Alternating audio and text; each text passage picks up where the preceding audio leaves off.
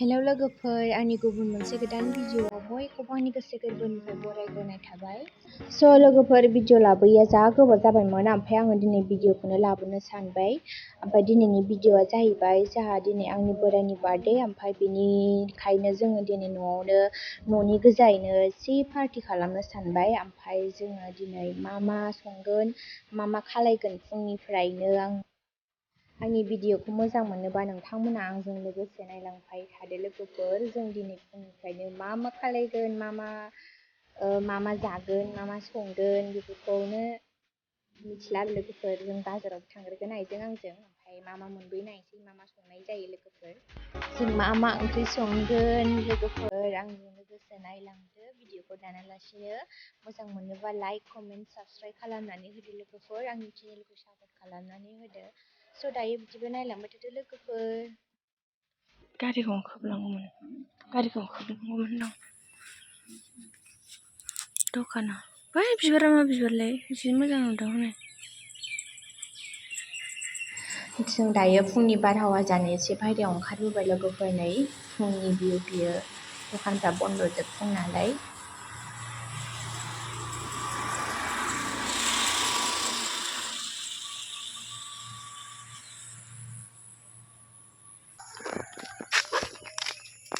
मानो फन लाखो?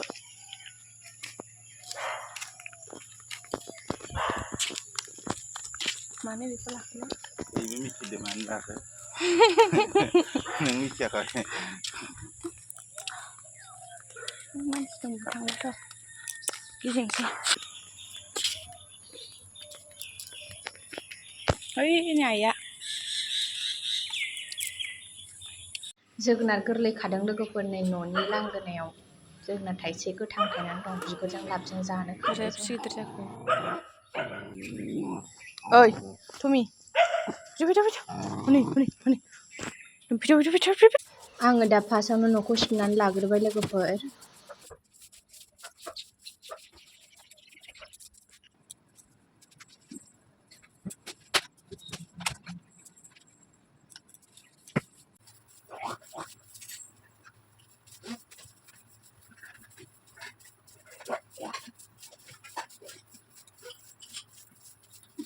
दायो आङो दुगैनानै लाखांबाय।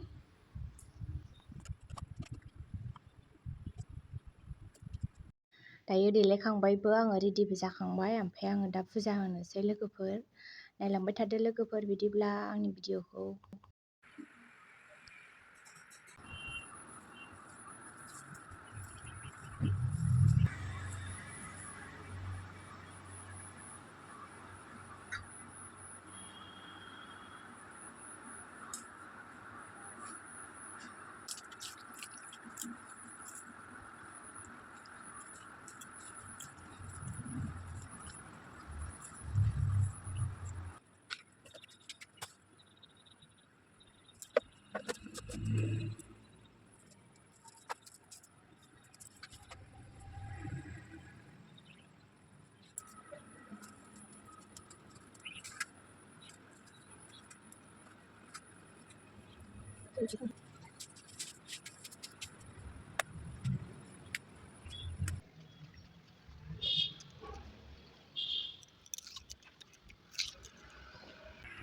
स्कुलाव थांनो देलायदों मालाय नै बार्थडे बयआ।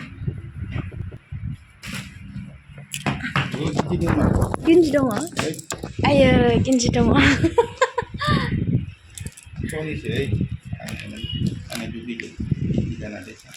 आइ बायनाय बियो, आइ लाबोदों। बेबो आइ लाबोदों। बेबो नोंनि थाखाय सिम्पोल जाखाबाय। बेबो मोजां गोसोमखौबो आइ लाबोबावदों। हामबाय दा?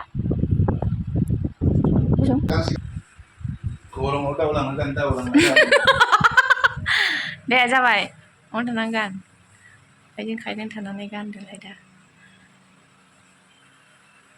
गांनै गस्ला मोनगानथारनायखाय दुगाथारा, आखायानो लोमथारा। बिजोंसो साइस नुयो।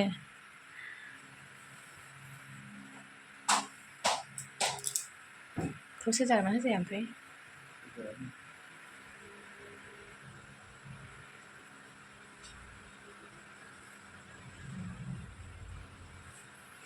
नुबायथ' बोराया स्कुलाव थांबाय थांसिगोनानो ओमफ्राय जोङो दा आइजों आंजों बाजाराव थांसै मा लानाय जायो नायनोसै लोगोफोर।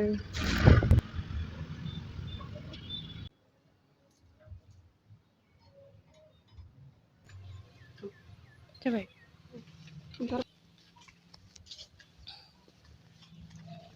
थादे मुनु माइरं लांनो लिंहरनाय बाथाबारि हिनजावफ्रा खेंखें लिंहरनांगौ फैगोन आरो मैयासो थांनो मोननानै मोजांसो थांनो माथो सिलिन्डार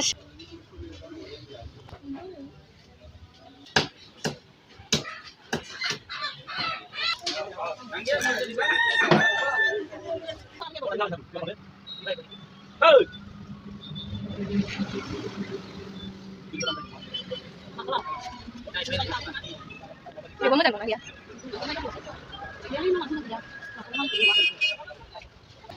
बबेथिं मोनलाय लामाया नैबेथिं गाखोजायो नै दायो पार्लाराव फैलायबाय नै मुसुगु फुजानो आङो लोगोफोर मुसुगु फुजाया गोबावथारसैमोन दा ओमफ्राय मुसुगु फुजा लांनो नागिरखाबाय आङो। खुलिबायना खुलिबायथ' मानसिफोरसो दंसै खोमा माबे नङा आयौ आन्दायलायलायबाय फैयाखैना खुलिदों खुलिबाय खोमा बैनो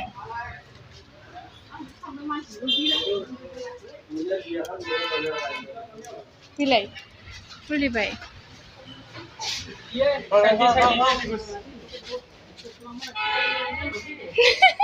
नोंसिनि दखानखौनो आन्दायना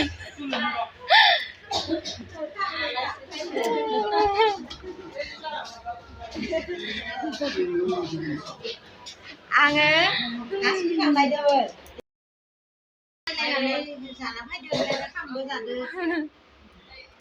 माबा गुदुं खावनाया जाथ'वाखै मैया खावनायनि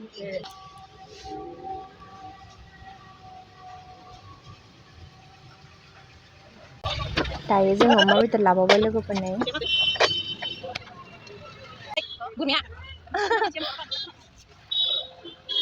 बोरमाया रावबो गैयियावनो जानानै थाजोब्बायनो मैगं थाइगं दस गैलालै बोरमाया ए नों उन्दुबाय थायो दा होसोनबो रोङा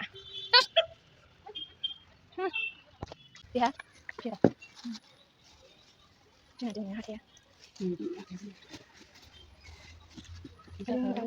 लकेल दाउ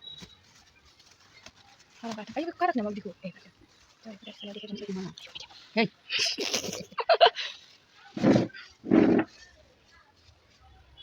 बेयाव अमा ना सुदो मैथा बियो खुमब्रा बियो अनला संनो माइरं सोमनानै दोननाय बियो प्रसाद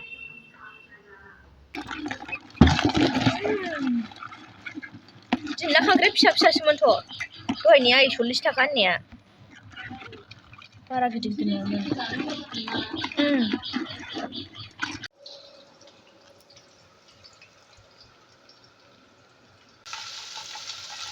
नाथुरजों अनलाजों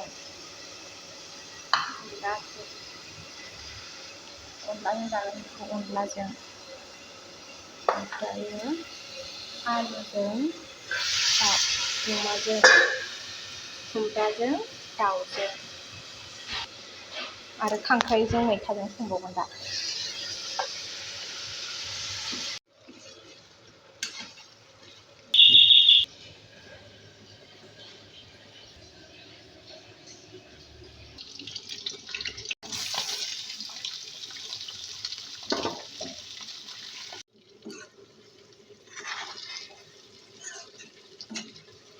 खुमब्राखौ होनोसै दाउआव अनला देबाय अनलाजों नाथुरजों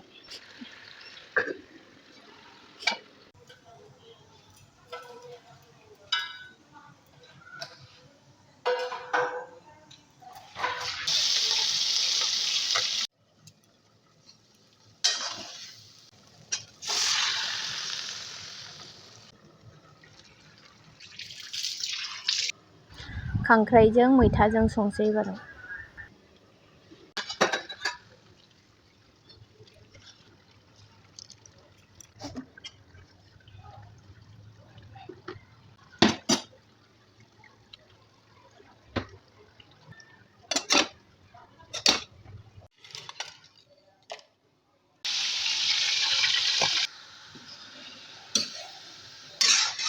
खांख्राया सिमाव नुगोरगोन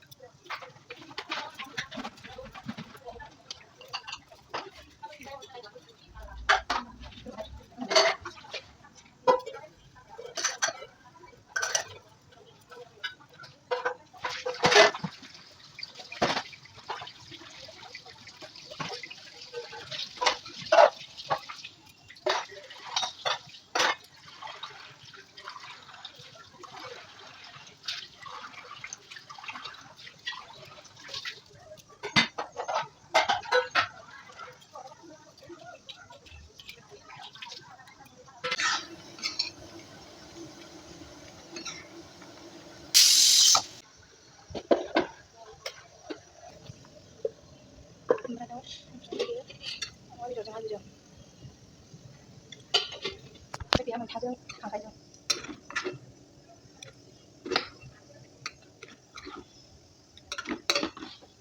मिथिखाबाय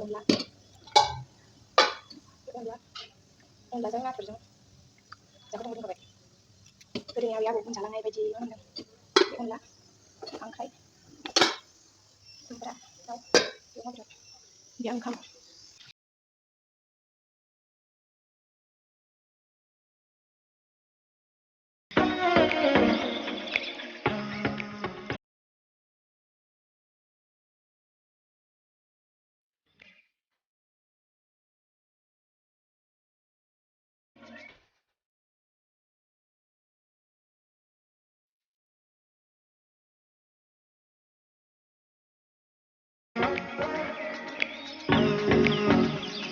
स' लोगोफोर आंनि भिडिअ'आ बेखिनियानोमोन आं भिडिअ'खौ बेखिनियावनो दोनथ'नो सानबाय आंनि भिडिअ'खौ मोजां मोनोबा लाइक शेयार कमेन्ट साबस्क्राइब खालामनानै होदो लोगोफोर नेक्स्ट भिडिअ' थाबैनो लोगो मोनसिगोन बाय बाय लोगोफोर।